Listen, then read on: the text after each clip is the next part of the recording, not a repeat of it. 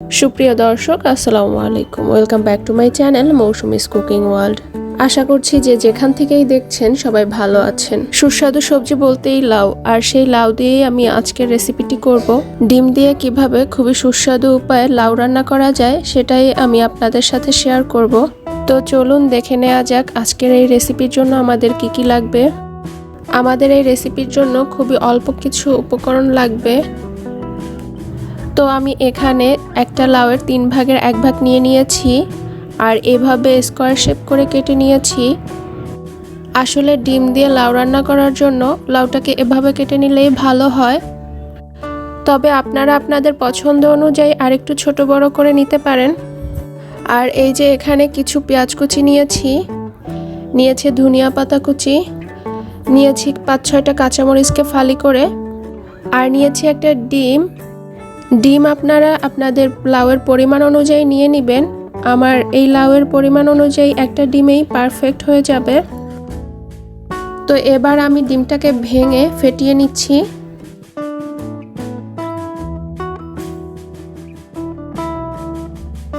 এরপরে চলে যাচ্ছি মূল রান্নায়।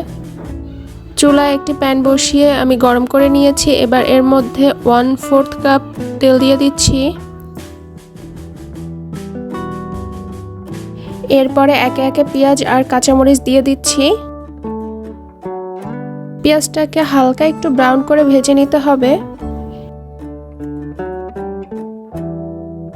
এই তো আমার পেঁয়াজ হালকা ব্রাউন হয়ে গিয়েছে। এবার এর মধ্যে আমি সামান্য একটু পানি অ্যাড করে দিচ্ছি।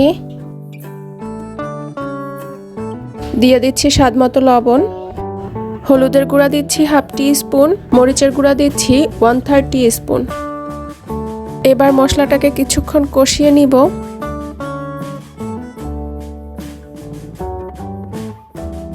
মশলাটাকে ভালো করে কষিয়ে নেওয়া হয়ে গেলে এর মধ্যে প্রথমে লাউ দিয়ে দিব।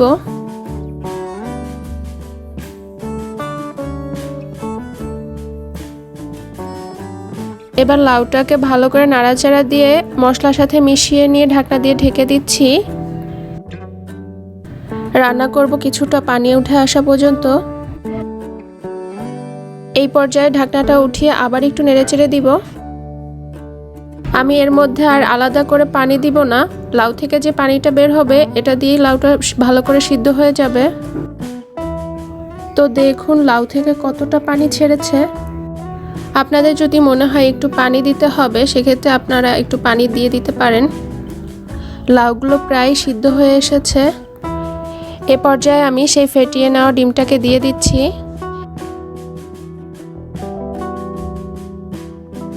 এবার ভালো করে নেড়েচেড়ে লাউয়ের সাথে ডিমটাকে মিশিয়ে নিতে হবে।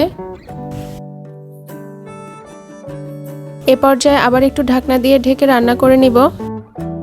তো সবশেষে দিয়ে দিচ্ছি ধনিয়া পাতা কুচি। এ পর্যায়ে আপনাদের যদি মনে হয় আরেকটু রান্না করতে হবে সেক্ষেত্রে আরেকটু রান্না করে নেবেন।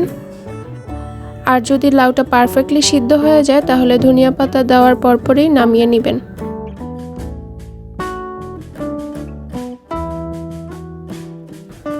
তো আমার রান্নাটাও কমপ্লিট হয়ে গেল।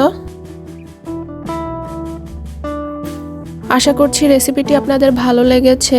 ভালো লাগলে প্লিজ আমার চ্যানেলটি সাবস্ক্রাইব করে দিবেন, আর পাশাপাশি লাইক কমেন্ট শেয়ারটুকু করে দিবেন। ভালো থাকবেন, বিদায় নিচ্ছি, আল্লাহ হাফেজ।